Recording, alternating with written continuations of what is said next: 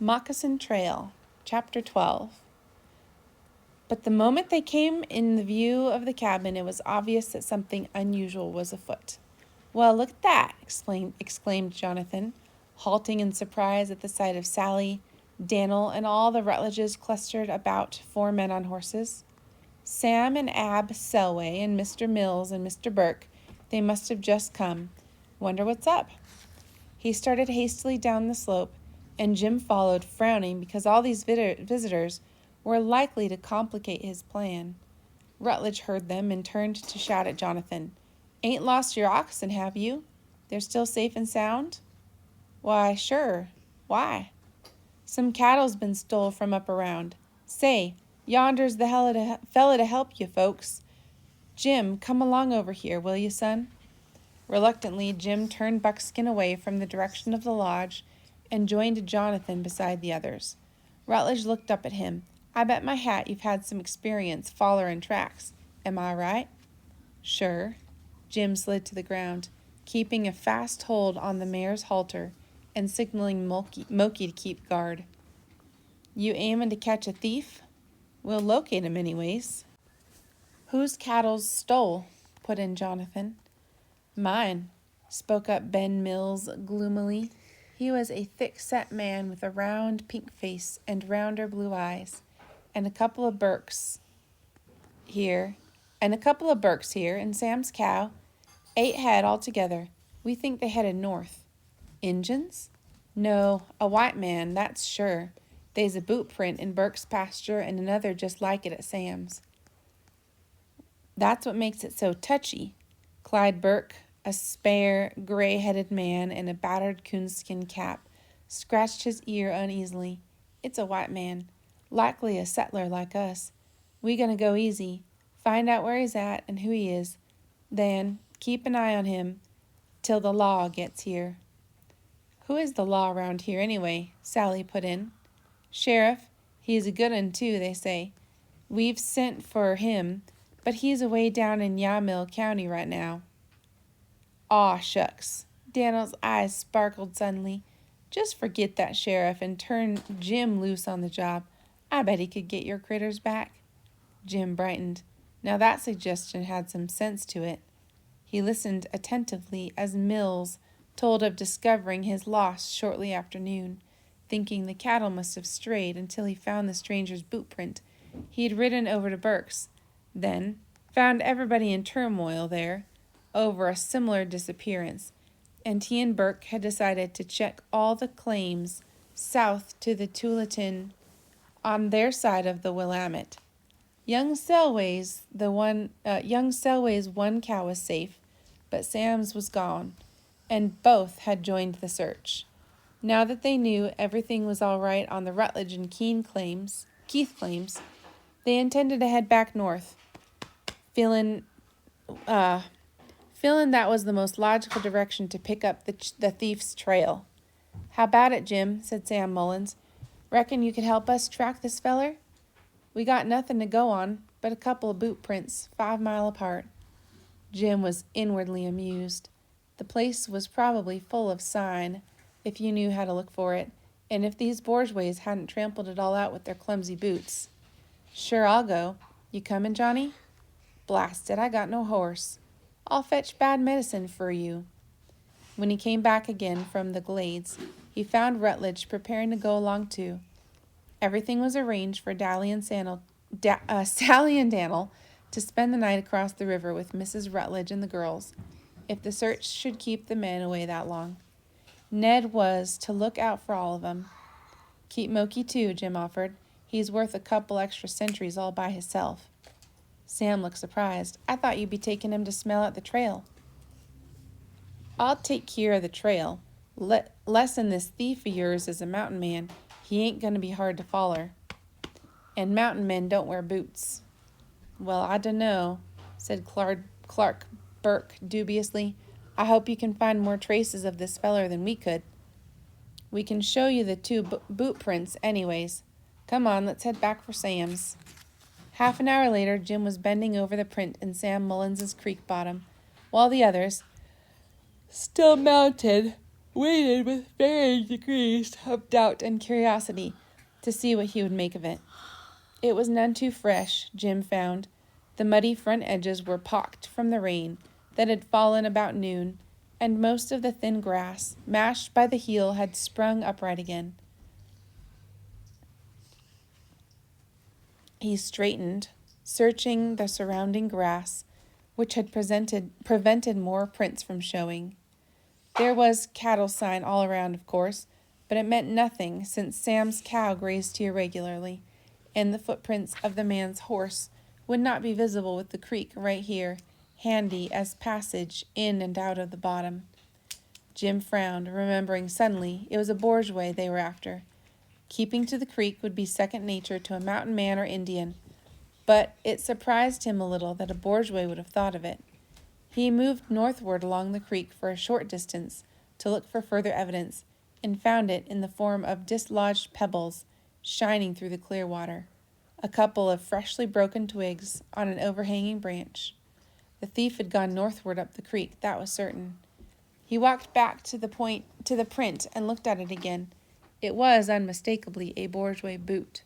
For a minute he was baffled, trying to make the two facts fit logically. Then a thought struck him.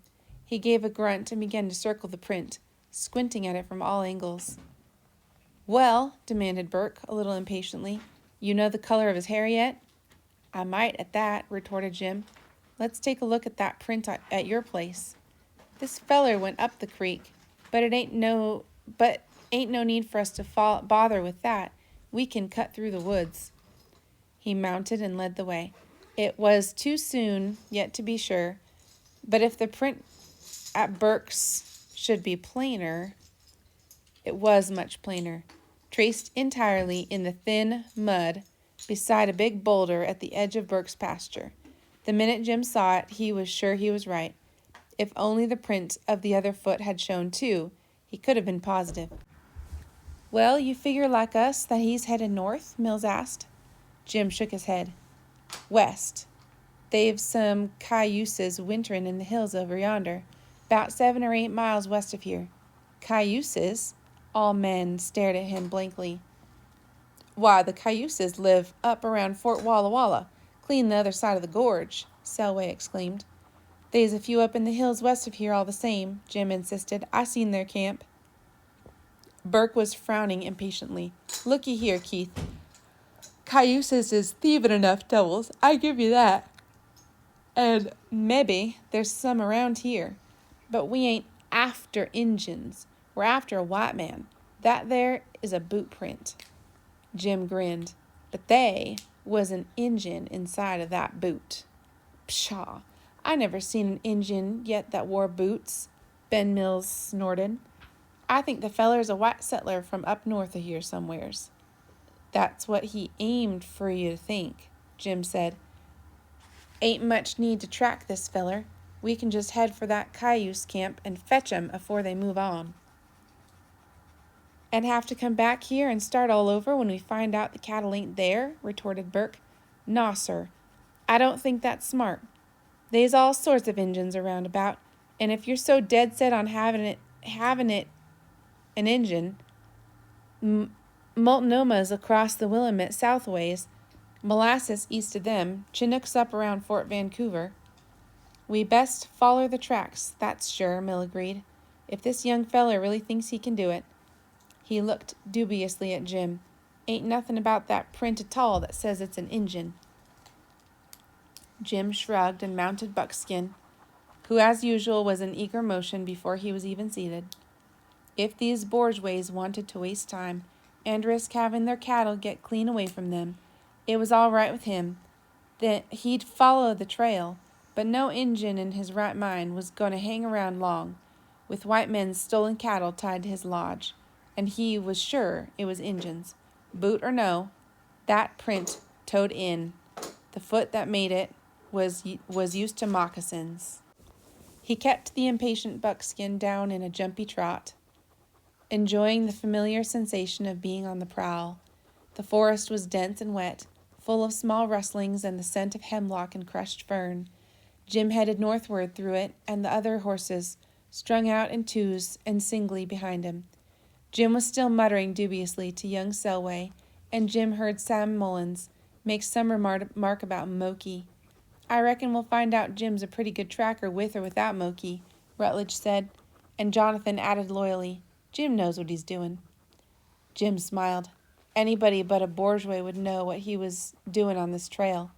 He might wish for Moki's sharp nose later, but along here was a sign as plain as daylight, a trampled bush, twigs broken all in one direction on the side of a dead pine, disturbed swirlings on the carpet of damp brown needles underfoot. You'd have to be blind to miss it. That cayuse wasn't even trying. He felt so safe in his disguise. Jonathan pressed up beside him, presently on the mule. Jim, tell me something. How'd you figure we're after Indians? You ought to know that, after the trouble you had learning to walk in moccasins. By golly, I've never thought of that, Johnny said. He was silent a moment. That still doesn't prove it's cayuses. Why not Multnomas or Malolas? Wah, bunch of squaws. Them Injuns ain't worth a name. Johnny studied his brother's profile speculatively. You know what, Jim? I think you're just hoping it's them cayuses, so's there'll be a good bang-up fight when we get there. Maybe I am. Jim fingered his knife hilt and grinned. Johnny had hit close to the truth, but he had other reason for singling out the cayuses.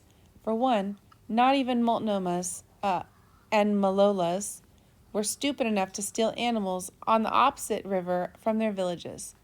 For another, both of these tribes were far too beat by poverty and the ravages of smallpox to risk trouble with the white man. Jim had reconnoitered their villages in his solitary wanderings on Buckskin, and felt nothing but disgust for their squalid, spiritless ways. Cayuses were quite a different kettle of fish. They were warriors, well feared for their ferocity, up around Fort Walla Walla, on the other side of the Cascades, where they normally lived. What this small bunch was doing in the valley he didn't know, unless they were cast-offs from their own people. He'd been curious about them since the day a couple weeks ago, when he'd run onto their horses grazing in a sheltered pocket of the hills, and discovered 8 or 10 lodges in the woods nearby. He was thinking of those horses now as he automatically followed the road, the broad trail of crushed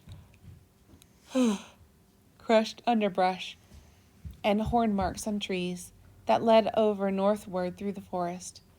The memory of their well-muscled flanks and curving necks was as interesting as the hopeful idea of a bit of good lively fighting. "Look-ye here, Jim," Johnny said presently.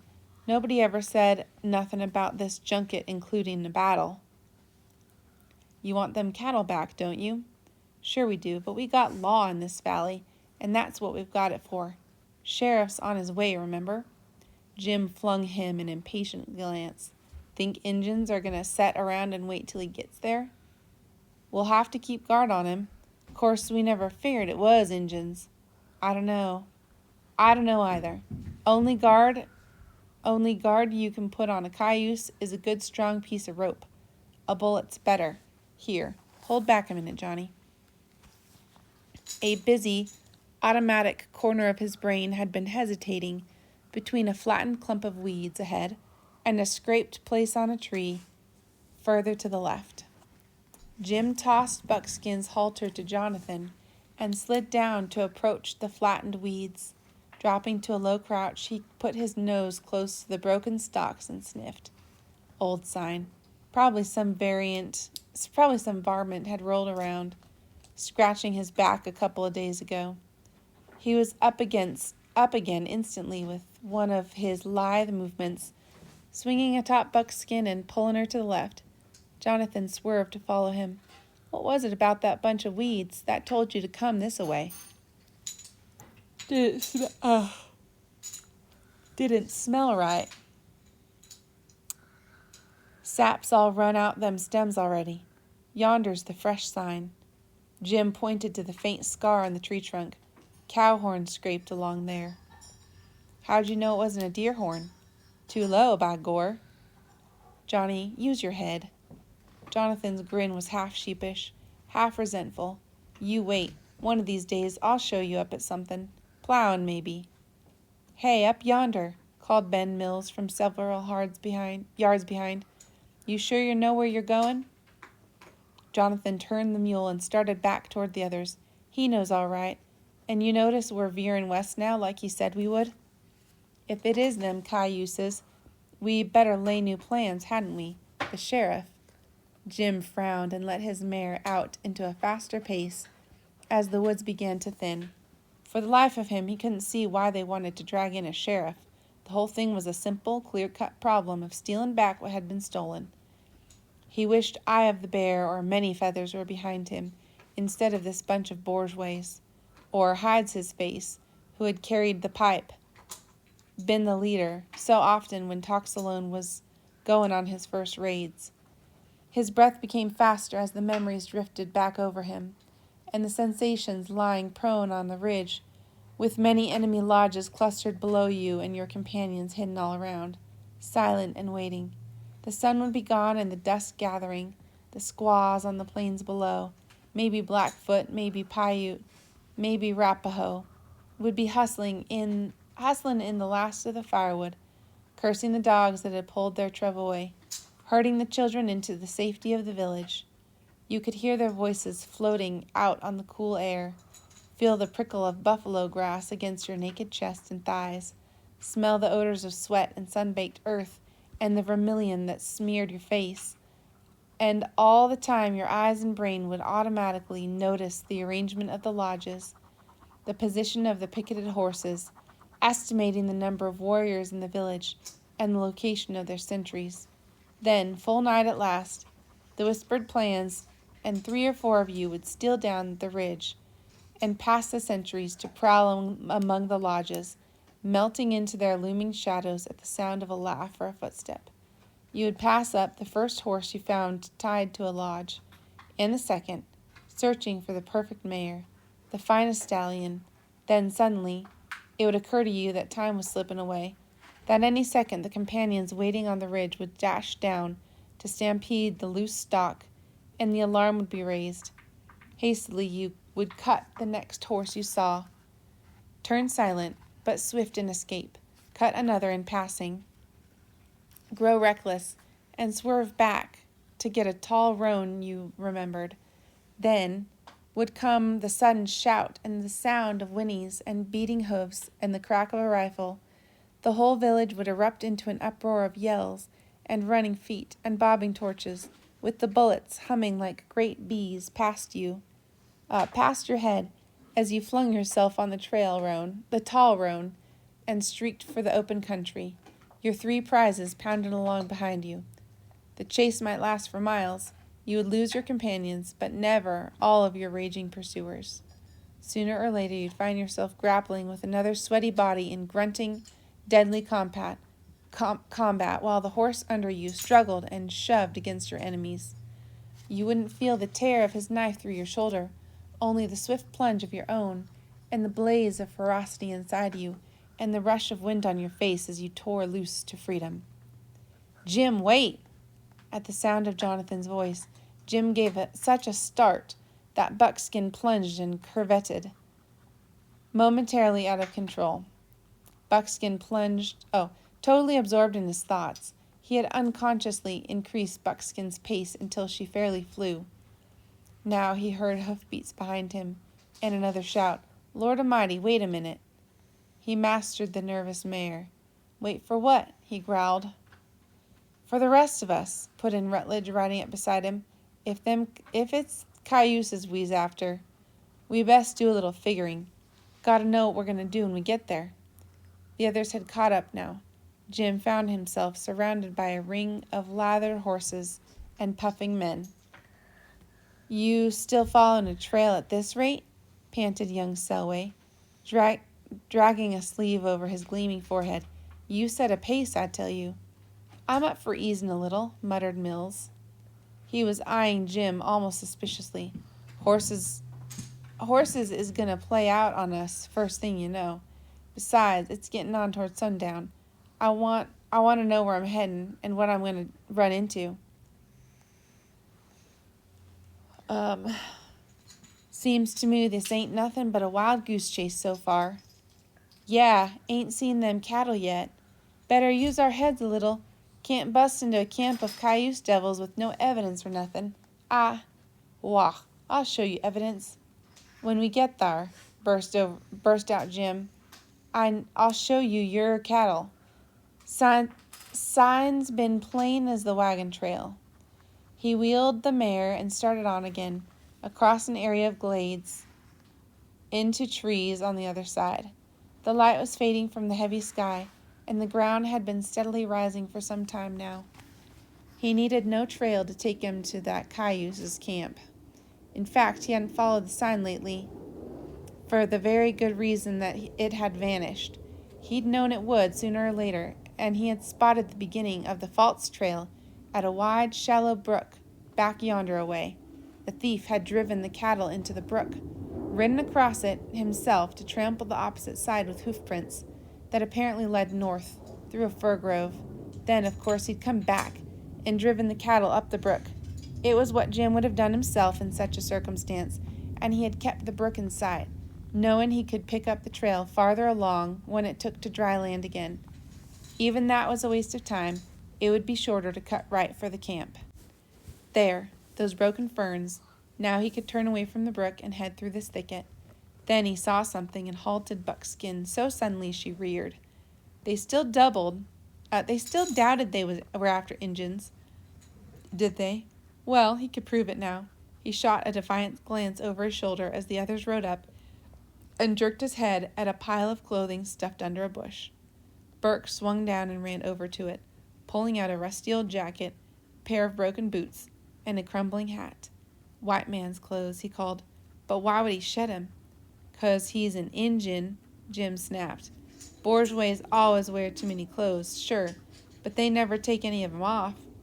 This feller, he figured he was safe now. He got tired of playing white man. He's hurrying. And if you ever want to see them cattle again, we gotta hurry too. I'm gonna leave the trail, then cut straight for the camp. You comin'? They believed him then. Burke leaped on his horse, and they all surged after Jim, not talking anymore. Thickets, sloping glades, patches of forest flew by, and Jim loaded his rifle as he rode, hearing the small clicks and cursings behind him, as some of the others did the same. The war drums were pounding in his veins now, harder and faster every minute. As he stopped the last ridge, he smelled smoke of the lodge fires. The cayuses were eaten before they broke camp, probably felt safe for another hour or two in this valley full of bourgeois. Jim grinned as he flung himself off Buckskin and crept through the fringe of bushes that concealed the hollow. They didn't know they had an Absaroki named Toxalone stalking them. Rutledge's hand on his shoulder brought him to a halt. We there, son? Jim nodded, jerking his head toward the tangled edge of the ridge. Rutledge moved cautiously forward at his side until they both crouched on the rim, peering down into the hollow where 8 or 10 horses, as well as the stolen cattle, grazed quietly in the dusk. By golly, there they are, breathed Sam Mullins behind them. Burke, Mills, looky here, Shut up, hissed Jim. The whispers and crackling twigs as the others crowded closer seemed as loud as gunshots. Rutledge nudged him and jerked a thumb toward the rear, herding everyone back into the woods where they had left horses. Jim followed impatiently. What now? He ought to be getting the lay of the land, the position of the sentries, in the few minutes before full dark. Rutledge turned to him when the group was complete, a curious gravity in his face. Jim, what's your plan? Why, smell out the sentries, of course. Get rid of 'em on the quiet when darks come. Sneak down and get the cattle moved out. We're some out there while some of you keeps watch up there. When you get a good start, I'll stampede them horses and start shooting. While they chase me south, you can get away east. All right, said Rutledge heavily. Now I'll have my say. This here's a peaceful valley, and I ain't going to be party to stirring up no Injun trouble for anybody's cattle. Kill one cayuse, they's going to be 5 or 6 white settlers picked off in their own cabin yards before a week's up. And then we'd fight back, and then the cayuses would get some other Injuns to join them. First thing you know, we've got a real uprising on our hands. We're going to settle this without spilling blood, or we ain't going to settle it. That's my stand. There was a moment's silence. Then Burke said, "You're dead right, Bob." "By golly, you are," came Jonathan. There were murmurs of agreement.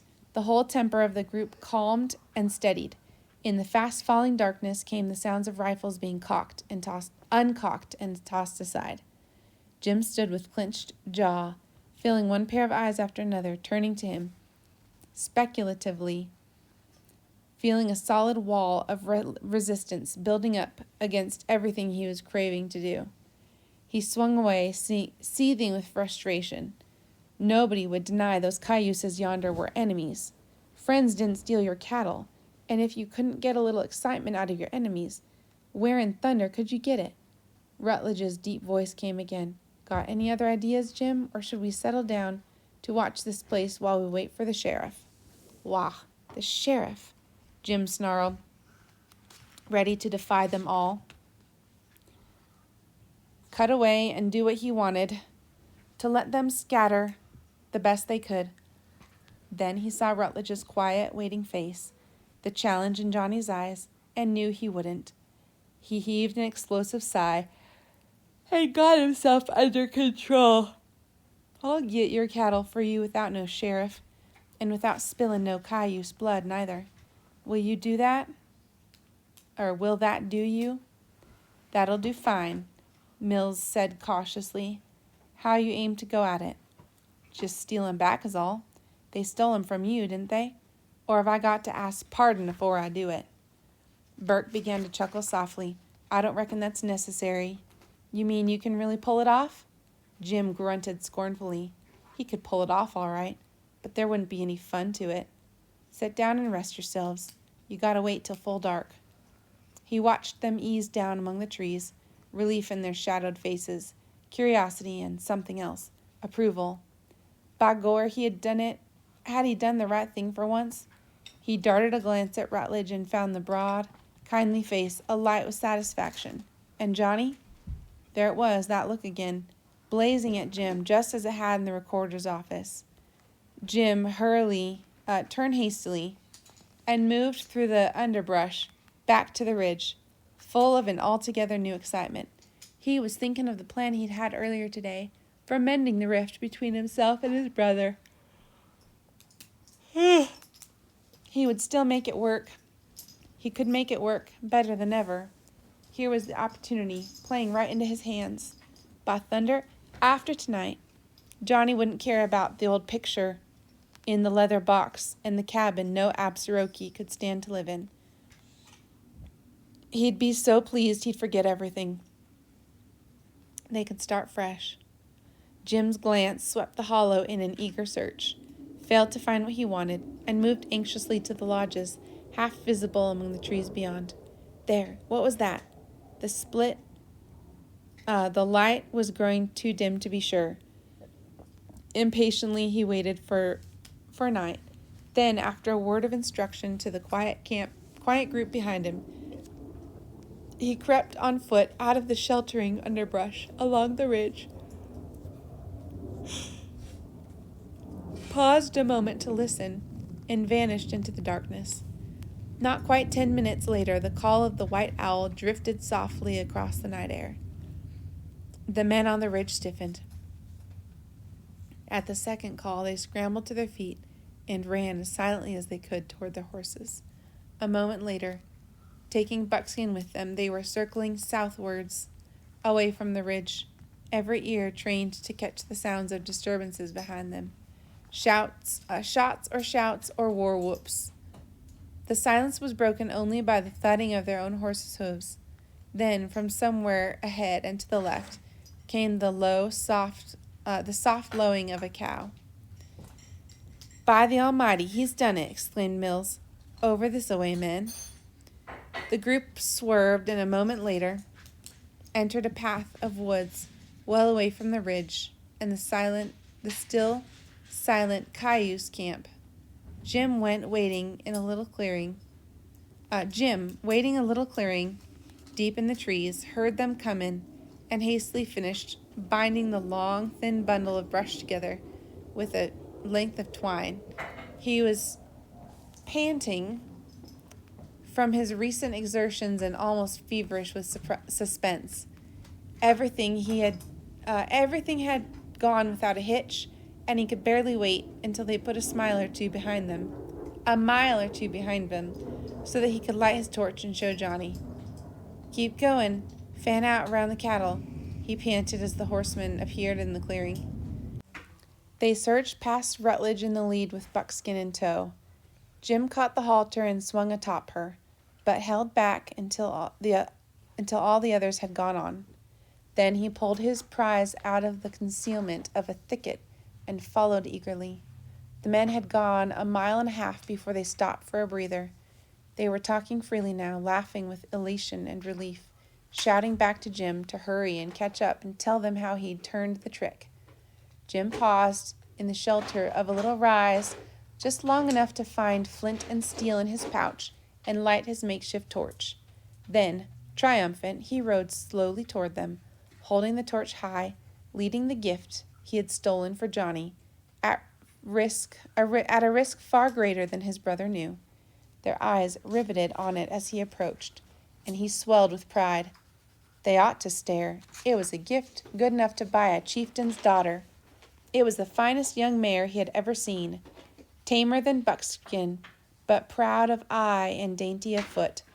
Her neck arched like a good bow, and she was cream in color, with a flowing white mane. He had found just what Johnny wanted, a horse exactly like his own. He sat there with his knees trembling against Buckskin's sides, watching his brother's face and waiting for it to light with joy. But Johnny seemed dazed, almost stunned. Everybody seemed that way. "She's yours, Johnny," he murmured, "just like you wanted. She's gentle, too. She's mine?" Jonathan's voice was hard. "She ain't mine. She ain't yours, neither." "Why, sure she is. I pulled a coup as neat as any I ever—" "Jim, you stole that horse." "Criminy, you can't do that. It ain't right. You're breaking the law, same as them cayuses was. You can't go stealing animals anyway. It's—" "What are you talking about?" demanded Jim. "Ain't that just what we've been doing tonight? Stealing animals?" "That's different. That cattle was ours already." "They weren't when they were down at that cayuse holler." "Oh, yes, they was, Jim," put in Rutledge. His blue eyes were stern in the light of the torch. "They never stopped being ours, no matter who had 'em. We only took back our own, the quietest way we knew. But this is wrong. This is making thieves of all of us."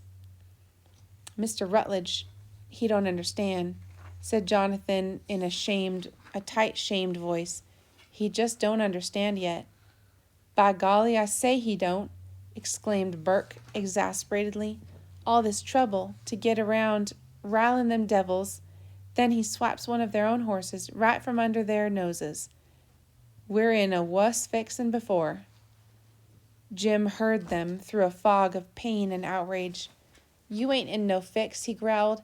"If Johnny don't want her, I'll go put her back, right where she come from." Johnny's voice grated when he spoke, and his palms were rubbing along his thighs in that old gesture. "I couldn't keep no stolen horse." There was a small silence. Then abruptly Jim wheeled Buckskin and started back the way he had come, the beautiful rejected mare trotting along behind.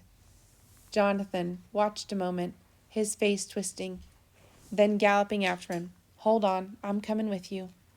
"I don't want nobody with me." "Don't be a fool. There's danger. They'll be hunting that ridge now."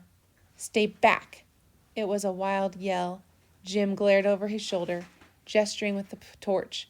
"Go on back to that cabin." "Blast it, I won't. They might kill you." "Let them, by thunder."